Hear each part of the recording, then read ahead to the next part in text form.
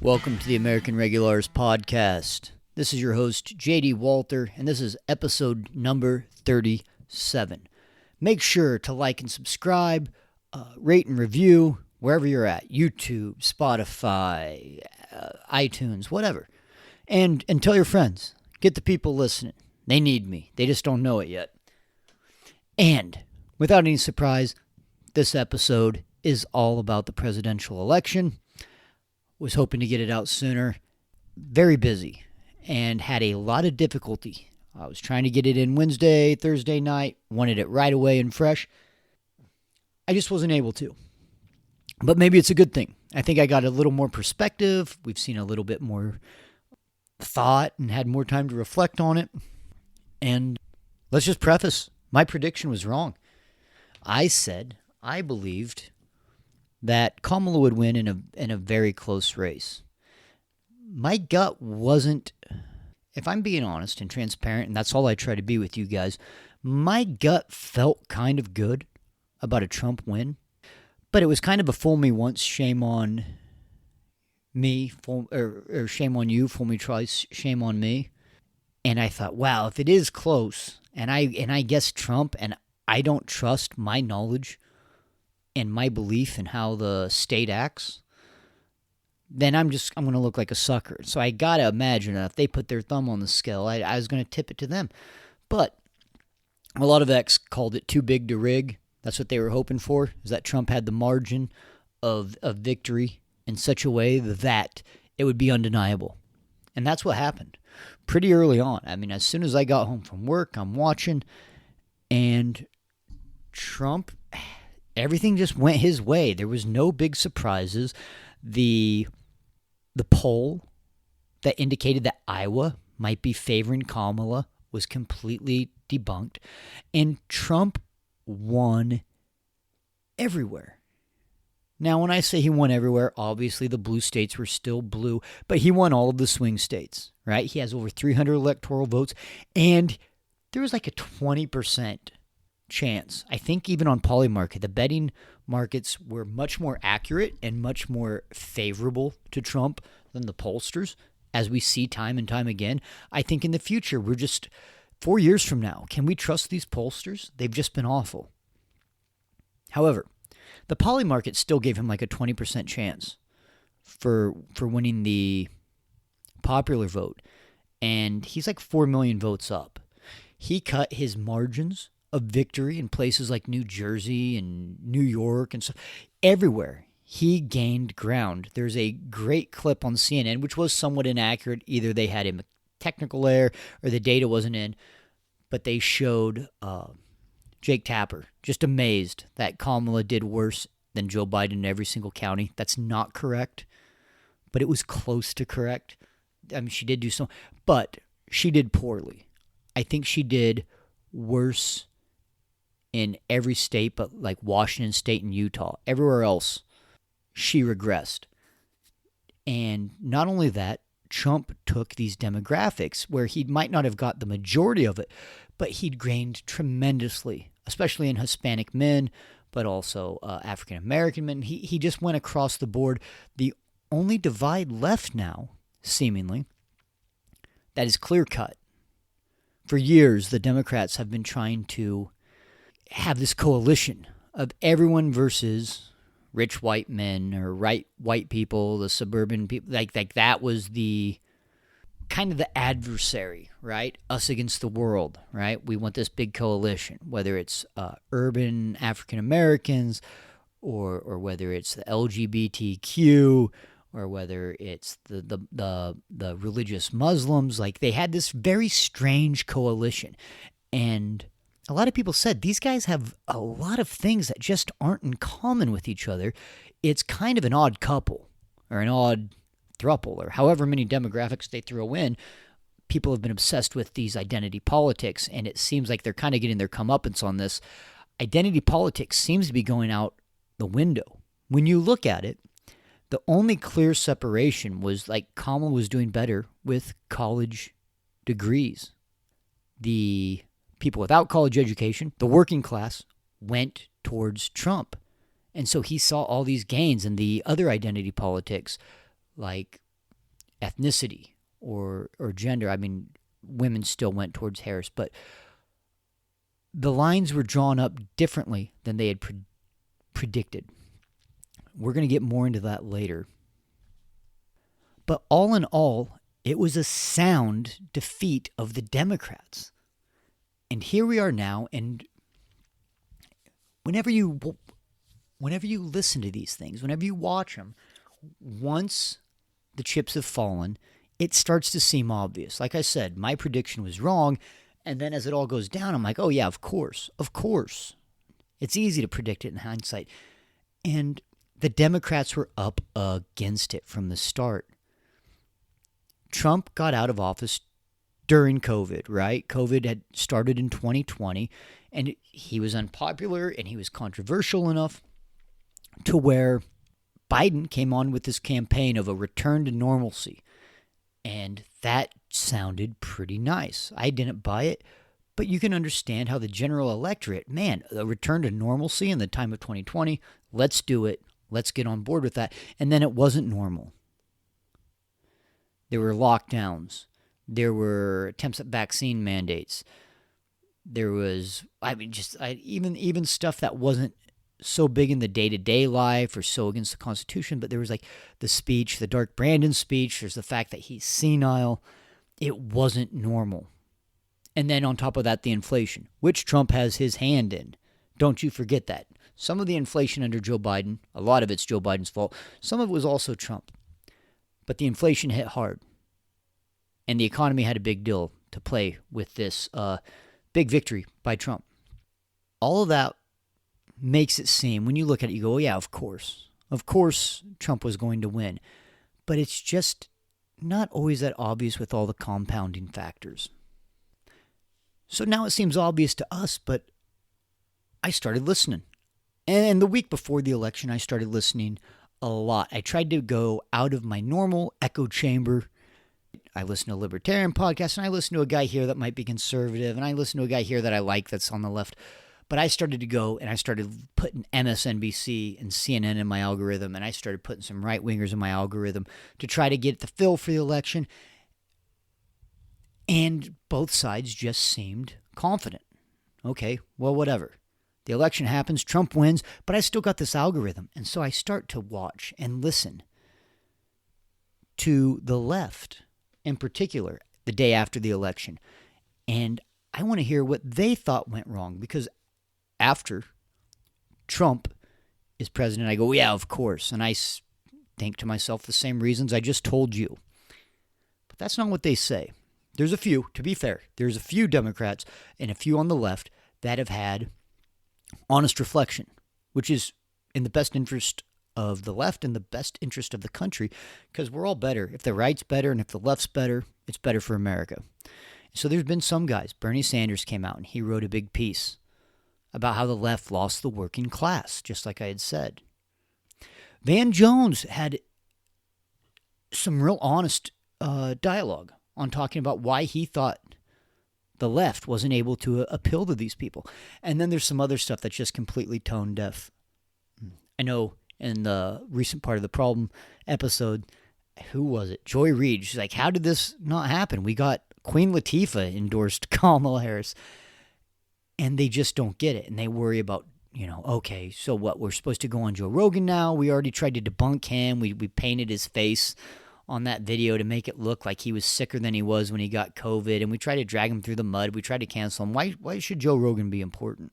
Some of them can't be honest with themselves. And fair enough. On the right, I think a lot of people had trouble in 2020 when there was a referendum. No, people didn't vote for Joe Biden in 2020. They voted against Donald Trump. And I think this is what happened to Kamala Harris. They didn't vote. Yes, the right voted for Donald Trump. The independents, this shift, this 4.5 million shift, though, it was more of a refute against what the left did the last 4 years. It wasn't that all these people all of a sudden hated Trump in 2020 or didn't like him enough to vote for him over a senile old man, and now they say, okay, now I like him because he got shot at, or because I do like his dance moves, or because of his dance moves, or because he's saying the same stuff.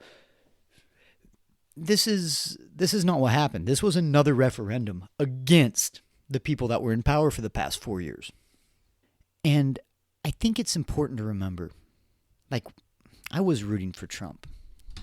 I was a pretty hard critic of him in 2020, from 2016 to 2020 in a lot of ways. There was very little I was excited about what he did. And I'm going to be a critic of him here in the future, but I was rooting for him because of how bad I thought the left was these past 4 years. With all that being said, I was rooting for him. And the next day, one of the first things I was wanting to watch was the freak out videos. And they're out there, and they can be funny, right? You see these people that are just unable to regulate their emotions, and they're screaming and they're crying and they're throwing stuff and they're flailing around on their camera.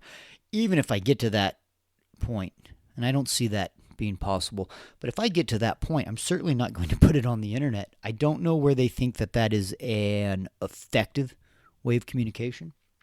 But those are the parts that go viral, but that's not the general feeling of the left. There's still a lot of normal people on the left that are upset about it. And so when you start to get this Schadenfruede, and I do love, like when Kamala went out on stage, I was happy to see her have to eat crow. I mean, she did fine on her concession speech, I suppose.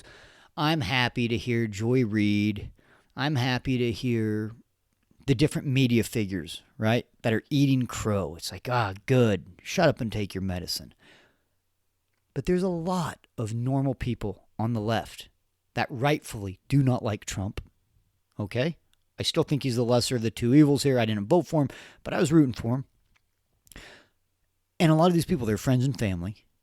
And look, I have this Schadenfreude. I have this joy of watching Kamala or Biden or Pelosi or the media that are rooting for those guys and that are so in the tank for the left. I get this joy from them. But I don't think it's right for me or anyone to sit there and be excited that the other side of the aisle is so distraught.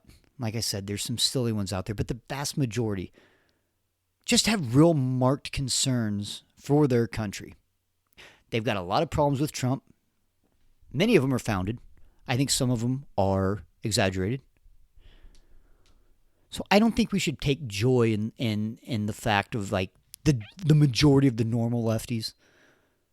Like, I think that's the wrong people to try to get some sort of joy out of the fact that they don't like that Trump's in office. I mean, if we're being honest, there's got to be 1 million people or more that are better for the office than Trump, right? I'm rooting for him because he was the lesser of evils. Now, I didn't vote for it for that reason, but we can understand that.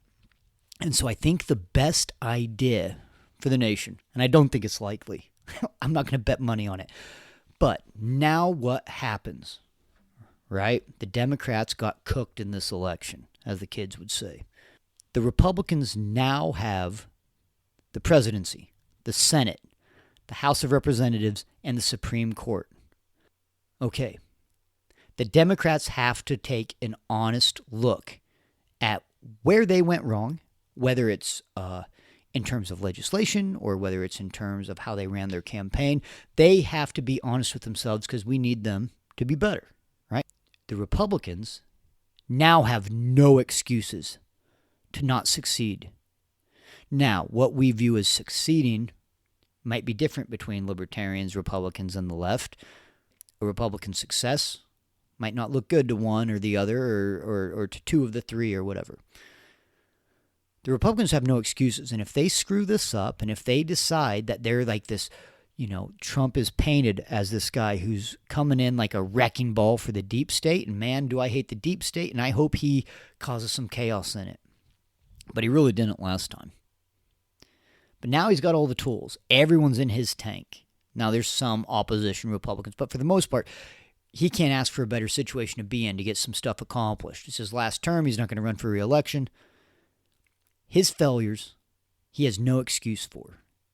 What happens is on him. Okay? The Republicans are going to have to own it. And if they don't, they'll find it in the midterms. And there will be, once again, another third referendum election in a row. where they say, we just need this group out. And the Democrats will bounce back like no one can believe.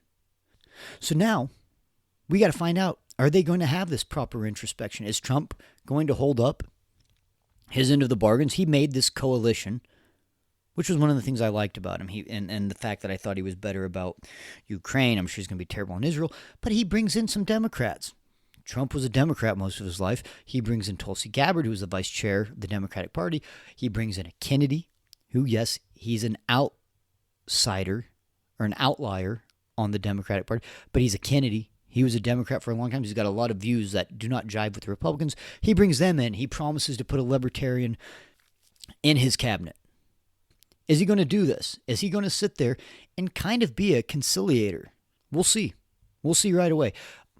I was texted. I haven't been able to fact check this, but earlier this evening I got a text from a group of guys I'm with that Trump said he had no intention of putting Nikki Haley or Mike Pompeo in the cabinet. Okay, I sure hope so. There's no libertarian that wants that. There should be no Republicans that want that. And look, I'm not saying that that's going to make any lefty or any Democrat like Donald Trump, but they got to at least say, okay, thankfully. Now, he could still find a neocon or a neolib that love war, but hopefully his mind's on the right track on that, right? Hopefully he gets better people around him. And you can love him, you can hate him, but Vivek Ramaswamy, Elon Musk, Tulsi Gabbard, RFK, yeah, we're kind of getting a ragtag group of political guys together for like a Ocean 11 heist on making stuff a little bit different, mixing it up. There will be problems. Trump is not an expert. But if he mixes himself up with some political outsiders, I think for the better. Now, to be determined. We'll see. But that was a little bit of an encouraging part. On the left, like I said, we've seen Van Jones, we've seen Bernie Sanders, we've seen some good introspection. We've also seen some bad reflection on what went wrong with the campaign. And I'm going to play one right now. This first one is by the podcast Pod Saves America. I hadn't listened to it. It just found its way into my algorithm because I was trying to open up to left and right wing YouTube videos lately. And it's four guys, and I'd heard of it. And they asked the right questions repeatedly in this episode I watched about right the day after the election or something. And every once in a while they would strike on something. But man, they had a lot of answers that I just felt were easy or dishonest with themselves. And so we're going to listen to this guy towards the beginning of the podcast. And let's just give it a listen. And I'll tell you what I think on where they go wrong with their analysis. Dan? Oh, thank you. You were about to speak, so I figured let's go. That was me trying not to speak, but we're going to get this moment anyway, so here we are. I think you hit on the most important point, which is a brutal political environment. Right? And this is the polling was telling us this for years now. 3/4 of voters think the country's on the wrong track. 2/3 are unhappy with the economy.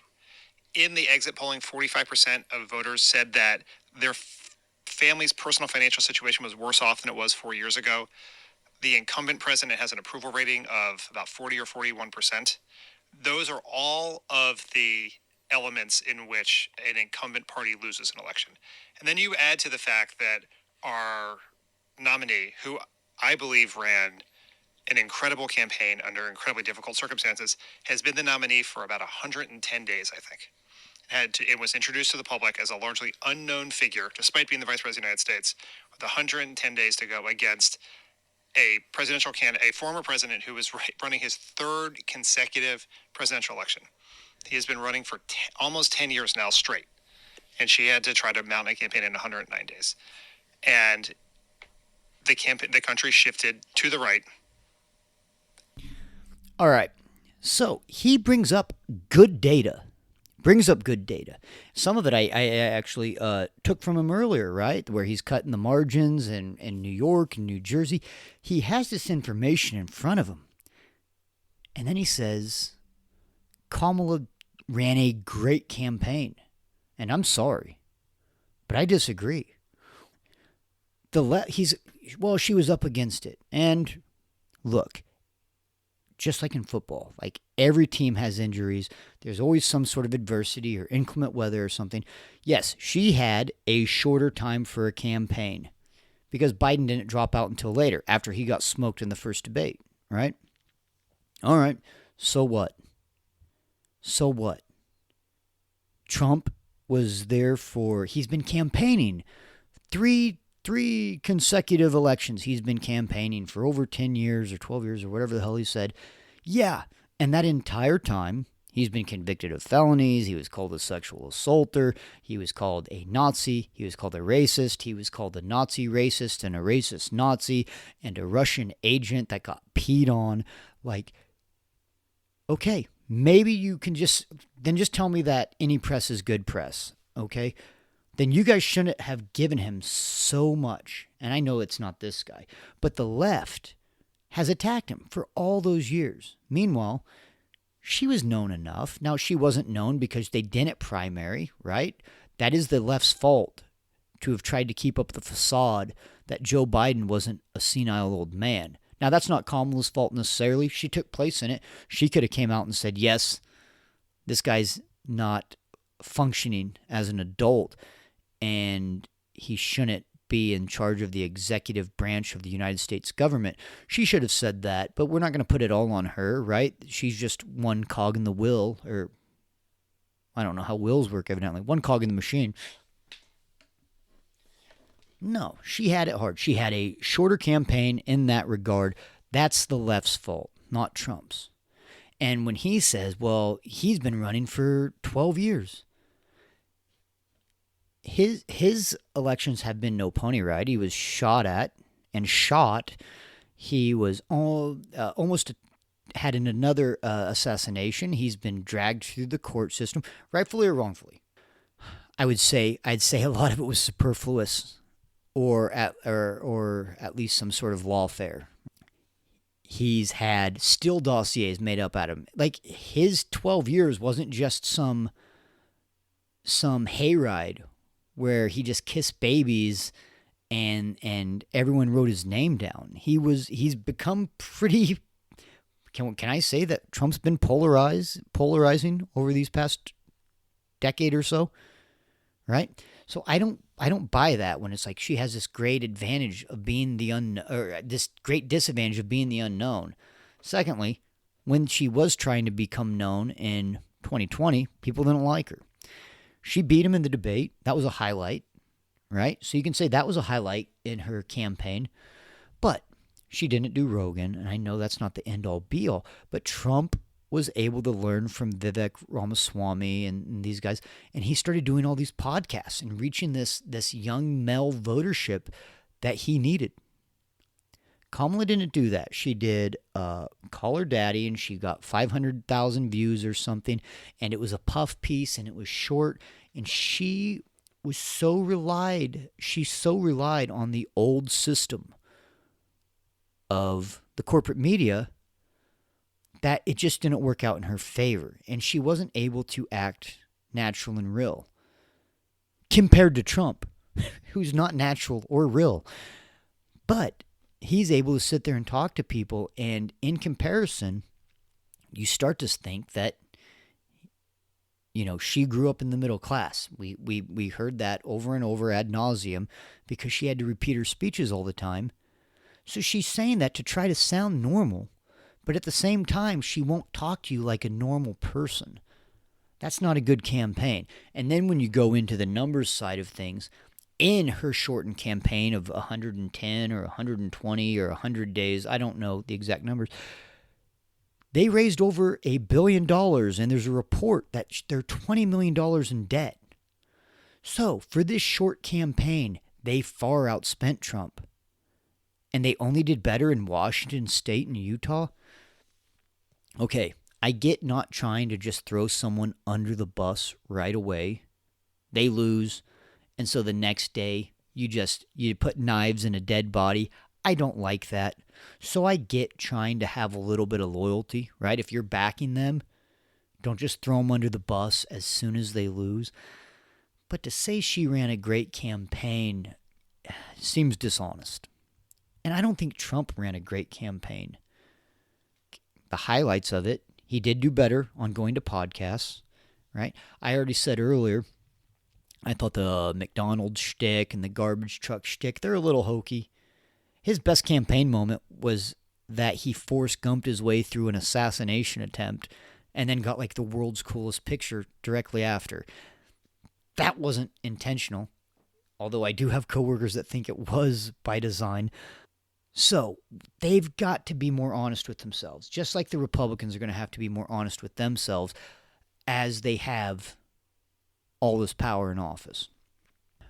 The Democrats need to get better, just like the Republicans, but the Republicans don't have to get as better immediately because for near future, they're in control. So the left, they need to figure it out. And if you ask me, it is primarily the economy. The inflation hits hard, and the guys on Pod Save America, they reflected that in their thing, and they were right about that. I think it was mostly, well, look who they lost. They lost the working class. Inflation hurts the working class the most. Hands down. No debate about that. And so I think if you can point, if you have to, nothing's simple. Nothing in politics is just one thing in general. If you had to point at the one major thing, it would be the economy, it would be inflation, and how people feel about their financial situation. A guy like myself, I think more about foreign policy, the disaster in Ukraine. They're both terrible in Israel, so it's a wash there. I think about Ukraine, and then it seems insane to me that we barely talk about what the COVID regime was like. Our memories are so short-sighted on that. About what they were placing at people. And now, I have one other clip, and this is Crystal Ball, who's on Breaking Points with Sagar and Jetty. And in general, I like them both. Sagar and Jetty's a conservative. Crystal Ball's a liberal.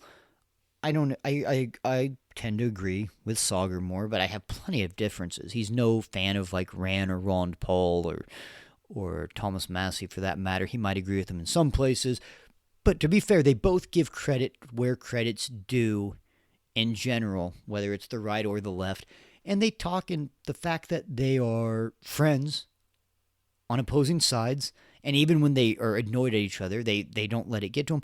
I appreciate that fact, and I think it does deliver a better product than anything Fox or MSNBC can do. Anyhow, this isn't on Breaking Points. This is Crystal Ball with her podcasting husband, Kyle Kulinski, and I think it's called like Kyle and Crystal and Friends. I don't even remember who the third guy is, but Crystal says something here that I'm really at odds with, and I want you guys to listen, and we'll give it a review after on why I think it's wrong. She's kind of blinded. And now this is where we're left. So I suspect, even though now you have people like David Brooks who are like, gee, maybe Bernie was right. Yeah. I suspect the lesson that they'll learn is what we need to do is, embrace like kinder, gentler fascism. They're already doing it. We'll be like Trump on the border. You cede, you accept that worldview. And you say, we're going to do the same mass deportation camps, but we're not going to call immigrants garbage or whatever. And that's the direction they take the party in. Very, very similar and analogous to what Bill Clinton did in the 90s by triangulating with neoliberalism. And again, I'm not saying it's not an effective electoral strategy. I think they can win some elections that way, especially once Trump is gone. That's crazy. Once Trump is gone, because, he is this kind of uniquely charismatic figure, and J.D. Vance doesn't hold a candle to him in that regard. But in terms of having a party that is, remotely reflective of our values, I'm very concerned that ship has just basically sailed. Okay, so she's saying, they start off saying they should be listening to Bernie. She's saying, if you want to get back the working class, go back to liberal values. Now, those aren't my values, but even as much as I disagree with Bernie Sanders, I find him so much more palatable because I think there's honesty in Bernie Sanders. I think he's a true believer, and I don't think that she's wrong in saying that. She says her prediction is that they're going to bring on a softer form of fascism because it seems that Trump is winning with fascism. And look, I appreciate, I suppose, that she doesn't say a more moderate stance, because a lot of times the moderation, when the left and the right agree, it's not moderate. Dave Smith does a good job of saying this. What is so moderate about being $36 trillion in debt with 200 bases across the world, and yada, yada, yada? That's not moderate. So when she says a softer form of fascism, she compares it to, we still do, the deportations and stuff, but we're not so harsh. But here's the thing. The border policy, it got way looser, but the kids in cages thing, right? The picture was from Obama. The Trump, they go out nuts on the kids in cages, and then it turns out that they had that during Biden too. And then they started releasing them quicker and quicker to try to get rid of that. Now, I don't mind that they said a softer form of fascism. It's wrong, but Trump's not a Nazi. It's hyperbolic to say that. I don't think Trump's racist. I don't. Call me crazy. I do think our government is closer to fascism than other things. When people call Kamala a commie, she's not. She's probably closer to fascism. There's this autocratic, oligarchic deep state that is constantly weaving its legs and crossing its legs with those of corporations, right? On the left or the right. The Democrats and the Republicans are closer to being fascist than they are communists or theocrats than people think. Now, that doesn't have to do with Nazism. But when she says a softer form of it, I'm just not sure. I wouldn't say it's softer, and I would say it's different. Okay? There's some fascistic stuff from Trump. He started the vaccine, the COVID vaccine stuff. He granted them immunity from vaccine side effects. And they're going to make people get that? That is like the definition of fascism, right? Government mandated stuff where they're pressuring you to take it, but then it's like the taxpayers are paying for the vaccines and the research and development. You have to take it, and then if it hurts you, they're not obligated. That's fascist. However, we hear Kamala in her concession speech saying that she's going to continue the fight to make sure that Donald Trump doesn't erode the Constitution. Newsflash, Kamala, I know you're a lawyer, but the Constitution's been eroded. There's no Fourth Amendment. There's no the Fifth Amendment. The Third's safe. There's been violations on the Second. The 10th Amendment. My Lord. So when she says that, she's going to protect the Constitution. Her vice president was shooting rubber bullets or bean bags and tear gas at people for stepping out of their homes during COVID. They're arresting dads at parks for playing catch with their daughters or their sons. Guys surfing. They were trying to make mask mandates, vaccine mandates. There was a lot of fascistic stuff that was completely against the Constitution. They stopped church services. They prevented people from burying their dead in public. That's fascistic. Okay? And when she's talking about the lady who just yesterday, she's talking about protecting the Constitution. And you can find sound bites of her asking and proposing that they're going to do an assault weapons ban. Her vice president is talking about how to have total control. The First Amendment is a real obstacle for them, right? And that they need to wage a war on misinformation and disinformation and to regulate social media. That First Amendment's an obstacle. Okay, I'm sorry. That's not a soft form of fascism. There's fascism. They're right on both sides. That's where they're wrong. It's on the right. It's on the left. And now your reality is that the other fascists, compared to the left fascists, the right fascists, right? We've got Trump. They've got the House, they've got the Senate, they've got the Supreme Court, they've got the executive. They are in control. Interestingly, later on in that Pod Bless America podcast, they talk about how it was so weird for conservatives to believe that they were the counterculture, right? To think that they're the punk rock or the counterculture and that they're the ones up against it, because the left seems that way. And when I was in the 90s, maybe coming out of the Reagan years, the left was the counterculture. But they're not now. And it's clear as day that the majority of the deep state, and especially the media and academia, are wildly to the left. So the Republicans are the counterculture. Now, maybe not the Republicans. I shouldn't say the Republicans. The conservatives are the counterculture. However, the Republicans, which represent more closely the conservatives, right? They control all major branches of the government. So we find ourselves, I think the most interesting part about these next couple years, at least, maybe it changes at midterms, is that the counterculture, right? Trump is iconoclastic. He is, if anything else, he shakes it up, right? And the media is deeply at odds with the government, which honestly is how it probably should be always, not just because it's not their side in. It just should always be against them. But now it's against them for partisan reasons. So the group that controls the culture is out of the government, and the group that is the counterculture has control of the government. This is going to be an interesting dynamic.